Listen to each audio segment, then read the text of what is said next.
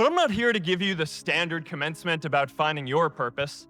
We're millennials. We try to do that instinctively. Instead, I'm here to tell you that finding your purpose isn't enough. The challenge for our generation is to create a world where everyone has a sense of purpose. One of my favorite stories is when JFK went to go visit the NASA Space Center, and he saw a janitor holding a broom, and he asked him what he was doing, and the janitor replied, "Mr. President, I'm helping put a man on the moon." Purpose is that feeling that you are a part of something bigger than yourself, that you are needed, and that you have something better ahead to work for. Purpose is what creates true happiness. But it's not enough to have that purpose yourself. You also have to create a sense of purpose for others. And I found that out the hard way. You see, my hope was never to build a company. I wanted to have an impact. And as all these people started joining us, I just assumed that that's what they wanted to do too. So I never took the time to explain what it was that I hoped we'd build. So first, let's take on big, meaningful projects. Our generation is going to have to deal with tens of millions of jobs replaced by automation like self-driving cars and trucks.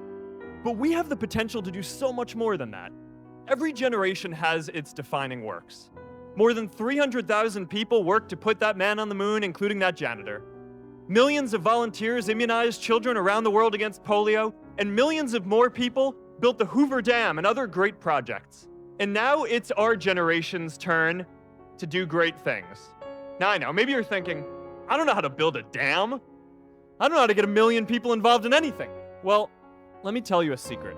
No one does when they begin. Ideas don't come out fully formed. They only become clear as you work on them. You just have to get started. If I had to know everything about connecting people before I got started, I never would have built Facebook. Movies and pop culture just get this all wrong. The idea of a single eureka moment is a dangerous lie. It makes us feel inadequate because we feel like we haven't had ours yet.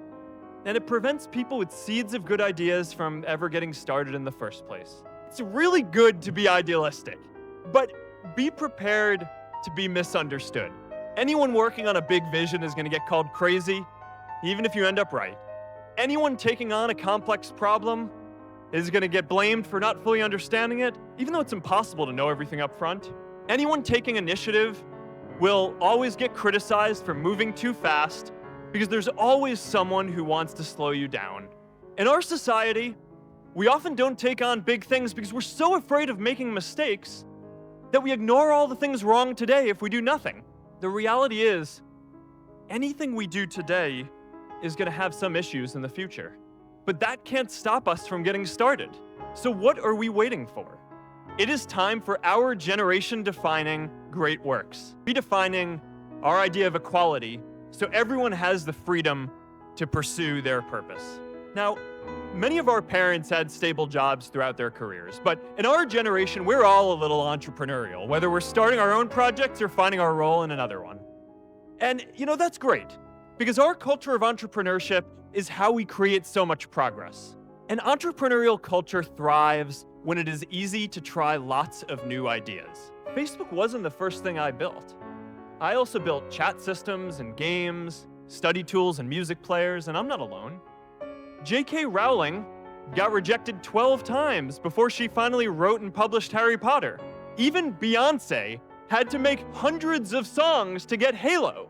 The greatest successes come from having the freedom to fail. Change starts local. Even global change starts small with people like us. In our generation, the struggle of whether we connect more, whether we achieve our greatest opportunities, comes down to this: your ability to build communities and create a world where every single person has a sense of purpose. May the source of strength, who's blessed the ones before us, help us find the courage to make our lives a blessing. I hope you find the courage to make your life a blessing. Congratulations, class of 2017. Good luck out there.